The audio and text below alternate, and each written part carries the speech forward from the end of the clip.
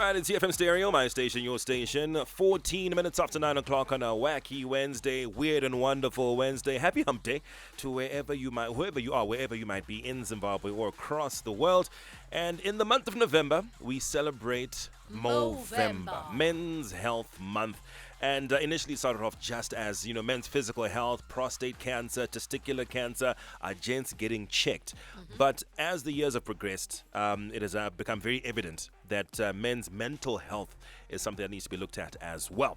So we decided we're going to get somebody in to have a conversation with us about men's mental health, talk about Movember and how Zimbabweans either celebrate it or acknowledge it. We've got, he says his name is Leonard.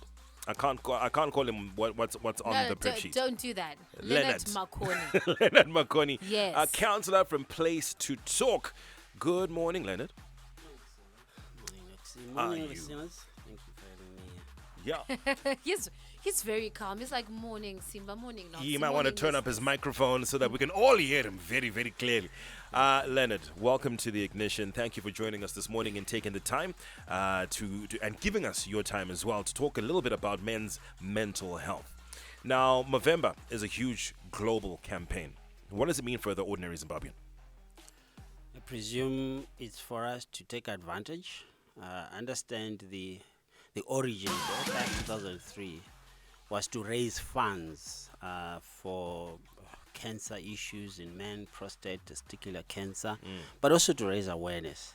Then this has expanded, of course, to the general health of men. So for the general men out there, but again, men doesn't exist in isolation. Are you a mother? Are you a sister? Are you a daughter?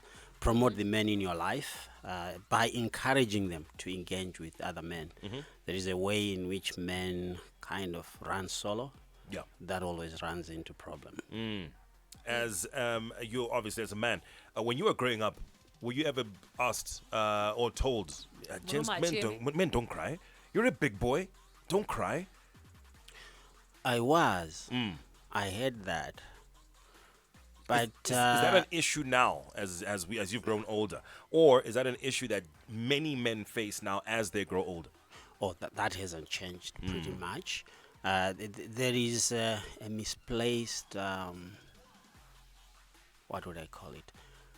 A concept of manhood, which brings in fake strength in not showing off the real person. Okay. I'm hurting, I shouldn't say so. I'm angry, repress it. But these are emotional issues. And emotions can never be buried. They are always alive. They will pop up. They will destroy the container. They will destroy those around them. So basically where we are now, whether we call it tradition or what, we need to start shifting ground. It's okay. Real men, in fact, cry. Real men ask for help. Real men are vulnerable. Strong men are vulnerable. And we know, of course, in the weakness of that, depression comes in, anxiety comes in, because you are trying to create this shell around you. And when you go among other men, you are not yourself.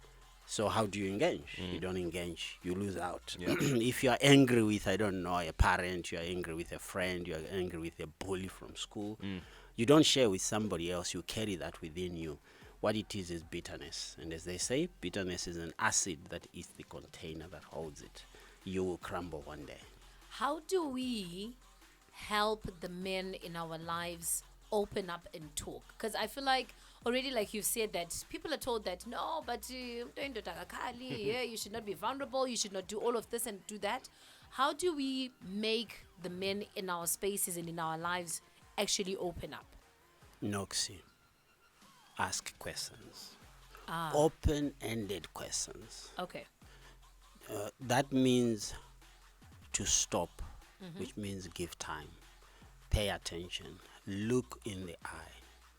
Simba, how are you today?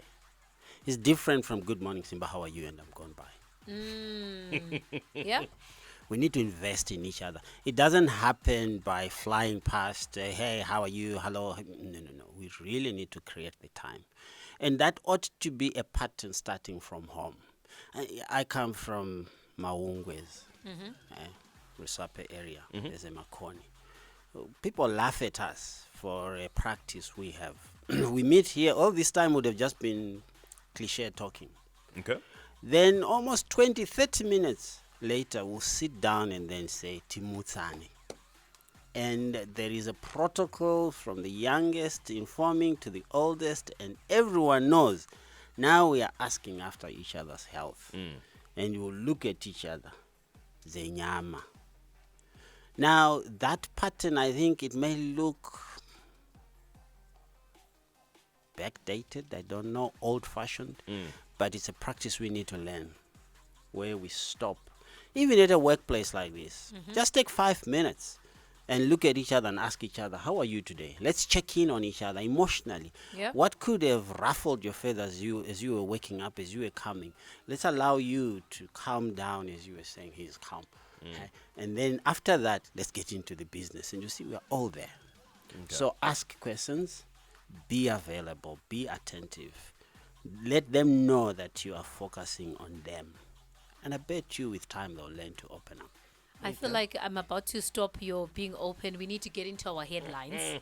See, no problem. That's no one I'm about to be every the day. girl who's not listening and not paying attention, but we'll be back with Mr. Makoni, and we're talking mental and men's health. XQ with Diwawo at 24 minutes after 9 o'clock on a weird and wonderful Wednesday. Loving the weather at the moment. But we are talking about men's mental health. We're talking about men's health in general. It is the month of Movember, and we want to just have a nice conversation about what that actually means in the Zimbabwean context. We talked about how being vulnerable is not a weakness, but many men, especially when in Zimbabwe and I think Africa, the continent as a whole, view vulnerability as weakness. How do we change that mindset? This will help. I look back when I came into this space, counseling space, 13, 14 years back. It was taboo to say the word counseling. But right now, I listen to almost every station in the country, to most conversations. Hey, go for counseling. So let's not give up. Let's keep opening up these conversations. Yeah. Let's encourage each other. Whether it's in the home, it's in a workplace, it's in the bus stop, it's at a coffee shop. Let's make people comfortable to say you can talk about issues. The whole issue is, who do you talk to? That's where now the trained people are critical. But every one of us should also know, just a simple issue here is, when somebody shares with you, keep it in your heart. That's where conversations are destroyed. When I share with you here and before I realize it's now on Instagram and I don't know what, and hey, let's pray for Leonard. I didn't ask you to do The friends' WhatsApp groups. I'd have told Simba, then Simba comes on radio and says, so my friend, Oh, yeah, as a one of friend my of mine friends. who's going through this. So we need to protect each other in Yeah, that yeah. way. That's very critical, confidentiality. And once we create that safe zone, safe space where we can talk to people, where people can be comfortable to come and share what they're going through, we'll see that these conversations will go on more and more. All right. So currently, the suicide rate in terms of men is alarmingly high. What are the factors that are contributing to that as it stands now? Suicide is a difficult issue to discuss. It is. In that it's never about one issue. It's not a trigger. It's a process one is going through. So it could have been just the family environment. It's not about the fact that I don't have a job, but what's happening in the home. What needs do I have? What do I mean by that? Way back, I think 7-8 years ago, I was called to a place where a gentleman had just gone into a toilet and shot himself. Yo. And in asking the social settings there, it's because he had recently impregnated an 18-year-old. He had already 3 children. Ooh. So what triggered that? It's not that he didn't have money, but it's starting with where he was. What was he going through?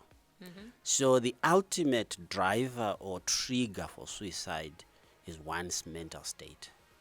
The factors are as many as people are. It's how I perceive my situation. A person who ultimately takes their life is like one who's been holding on at a cliff to so much. They're actually a strong person. It doesn't matter whether it's a day, or it's a decade, or it's a century that they've been holding on to something. But all they're looking for is, they just release for a moment. Let my hands here have a relief. The pain is too much. And of course, once you release and you're at a cliff, You let go, you're gone. Yeah. You're gone. So the factors are as many as can be, but the critical issue is, could we be available to help them find solutions, see life differently, give them a different perspective to their situation? And I bet you will reduce a lot of the issues that are leading to suicide.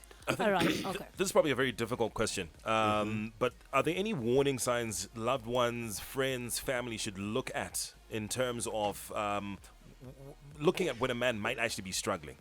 Are there any warning signs or anything? Because I've even on the Instagram, there's been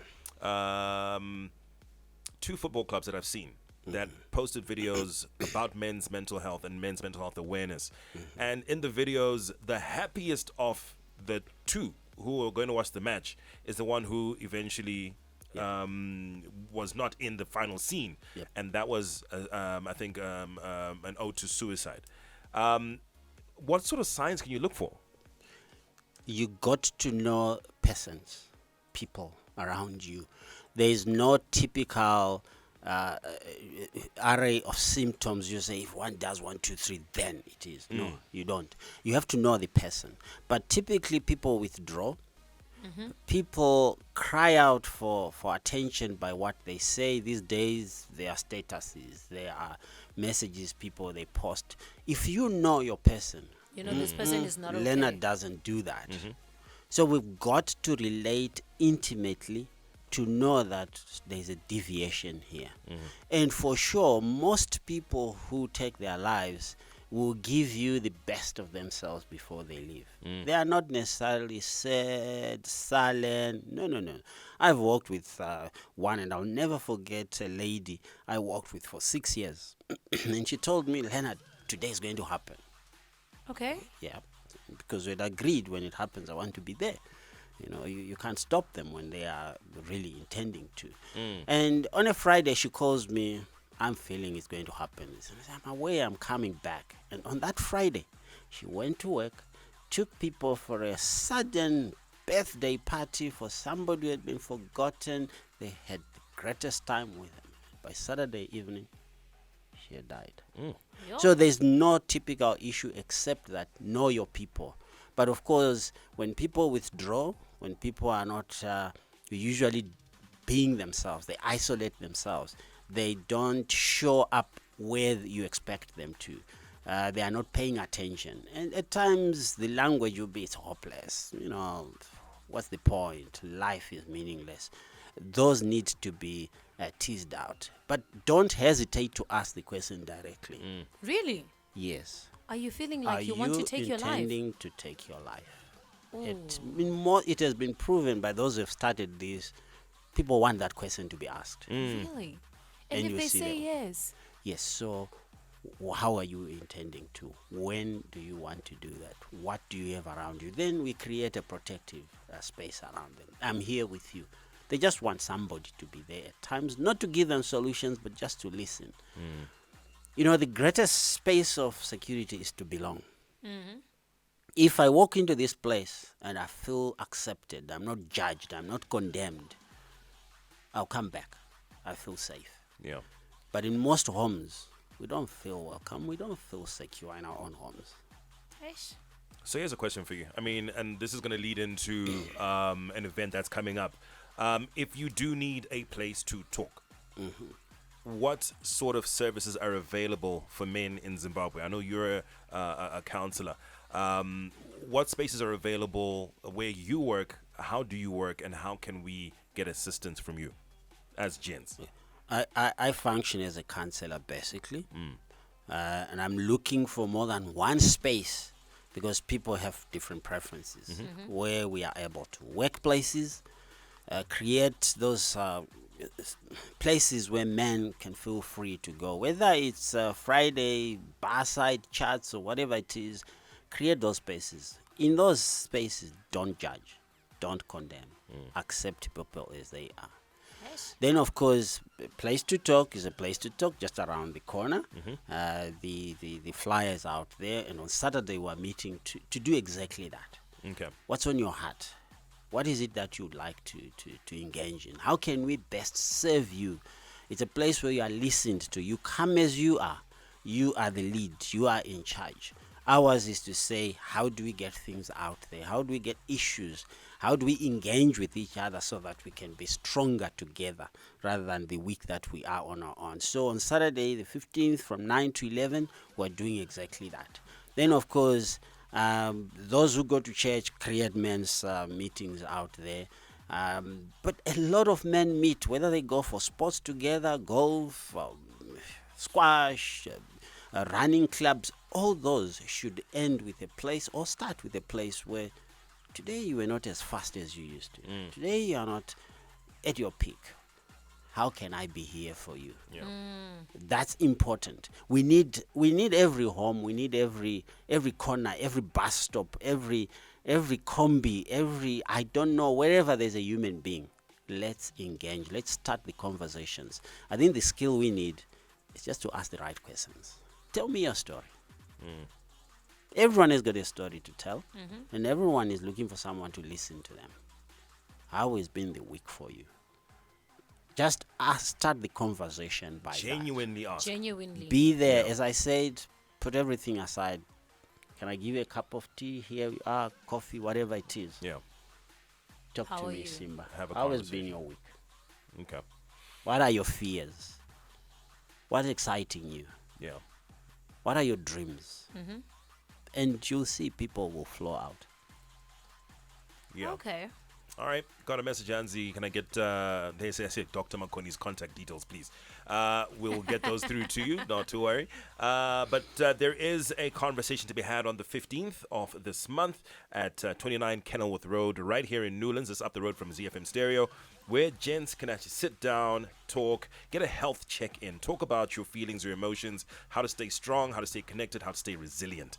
That is happening on the 15th of November, 29 Kenilworth Road here in Newlands. Gents, if you're struggling, if you're going through something, this is your time to ask the questions that are needed.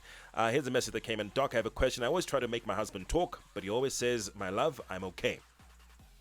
How can I get him to talk? Because I'll be seeing that there's something wrong with him.